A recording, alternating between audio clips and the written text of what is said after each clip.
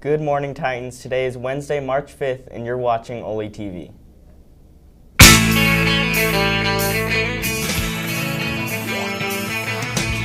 No one told you life was gonna be this way. Your job's a joke, you broke, your love life's the old way. It's like you're always stuck in second gear, when it hasn't been your day, a week, a month, or even your year.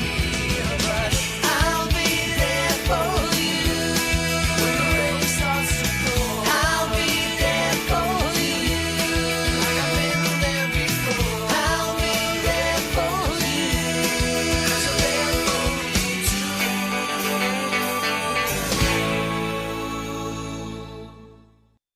Attention all freshmen, sophomores, and juniors. Remember to check the election posters in the middle of all 3 floors today to see who's running for student body officers next year. You can also view the Google Slides of each candidate on the TVs in the Commons area before and after school and during lunch. The primary voting will take place on Monday, March 17th. Be sure to vote for the students you believe will do the best job representing Olympus High. Attention all juniors currently running for student body officers for the 2025-2026 school year. This is a reminder that your electronic candidate portfolio was due today at 10 a.m. Be sure to stop by room 261 to find out what time you will be interviewing next Monday. If you have any questions about your interview, please see Mrs. Kennington. For all girls volleyball players, Thursday, March 6th at 7 p.m. we'll be having a parent-player meeting in the lecture hall to introduce our new coach. Please make plans to attend. Even though registration is closed, it's important to keep CTE courses in mind. So this pathway means something different to every person that's on the pathway. Someone that wants to kind of emphasize photography, they will do maybe video production so they understand a little bit of that, but their main focus is like the commercial photography side of it. They're going into maybe freelancing photography, or they're wanting to work for somebody else in photography. Somebody that wants to do TV broadcasts, maybe they want a communications degree, or they want to explore kind of the hands-on exploration of what it's like in a newsroom. Somebody that wants to do video production, maybe they want to be a YouTuber one day, right? There's so many different avenues to pursue for this pathway. Regardless of which avenue of the pathway people choose to pursue, I really think it's valuable to start with commercial photography. So the Photo 1 class, you can either get it as just Photo 1, the core class, or as Photo 1, the CE, concurrent enrollment class. They're really super similar classes. But they have kind of the fundamentals laid in them. I always tell kids that even if you're not going into the world of photography or video, you know, it's not going to be your primary career, at least it might be a real good side hustle. You know, it's something you could do kind of on the side, whether that's freelance video or working for somebody else, or, you know, just whatever avenue you tend to pursue. I also say that, you know, all of us are photographers. All of us do video. I mean, you have a camera in your pocket right now. You know, we're all taking photos and videos, and the photo and video classes in my pathway just really help to sort of understand how to take better photos and better videos. I think emphasizing this pathway is a great way to really enhance the skills that you already have. Summer Driver's Ed will be held in June this year. Applications are available in the main office and bookstore. Additionally, the free ACT is taking place in March. Registration will begin next Monday, March 10th, and space in the class is limited to the first 30 who register. You'll need the completed application, your learner's permit, and the $180 fee to register. Stop by the bookstore and talk to Miss Gilbert if you have any questions.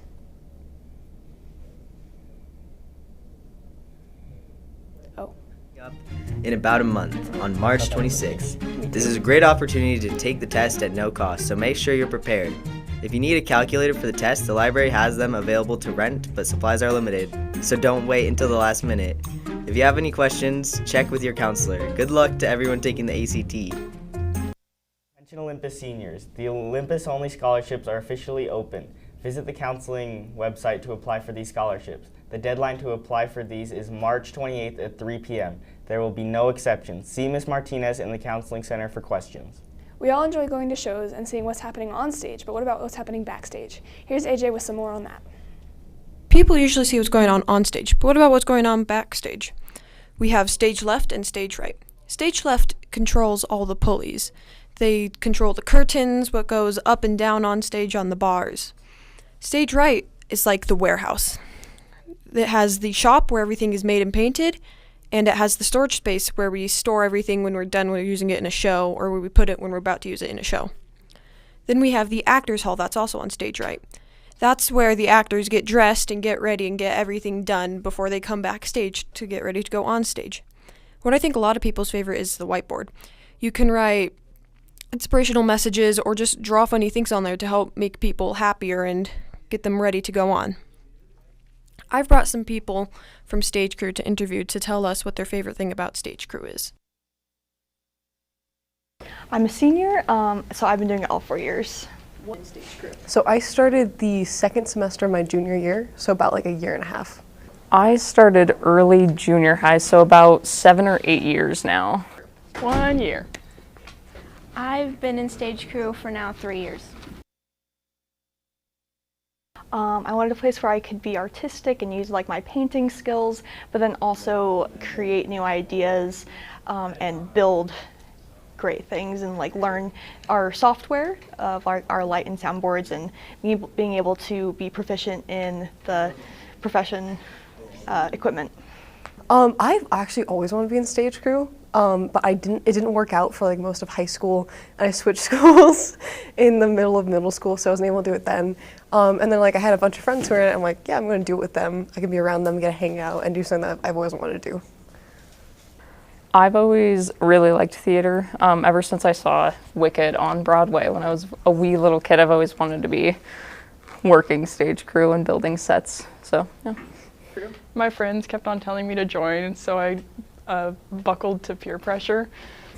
My friends made me want to join stage crew. There are so many great moments in stage crew. We really have become a family. There's so many great people. I think one of the funnest times was during my first show, Little Shop of Horrors, and we had a little bit of an incident, but we had a light fall from the ceiling. And even though it was scary and it was kind of a crazy experience, we all really bonded as a stage crew. And yeah, it was just really great. During The Little Mermaid, during tech week, I was talking to my friends during like our dinner period, and I did a sumo squat. It ripped my pants clear in half. Seam to crotch, gone. It was a good day. Favorite moment? Sophomore year during Footloose. It was Footloose. Backstage, we had an actual car on stage, and when I was setting it backstage, someone hit the gas pedal and almost demolished me and killed me. So that was fun. When I decided to start a stalker fan page of my friend who was an actor, and it's still ongoing. I was moving a dumpster on stage, and I violently fell and got a huge bruise on my knee. Yep. Thanks, AJ. We all heard about the fire alarm on Monday, but does anyone know what really happened? Rumors of a drill, an accident, or a prank have been circulating. As I'm sure you all know, the fire alarm went off on Monday. There were a couple stories going around, like an accident in the food room or a trash fire in the girls' bathroom on the first floor. I'm here to clear out the rumors and give you the truth. There was a fire in the first floor girls' bathroom, but it was only a toilet paper roll. Although it was something small, it did cause a little chaos.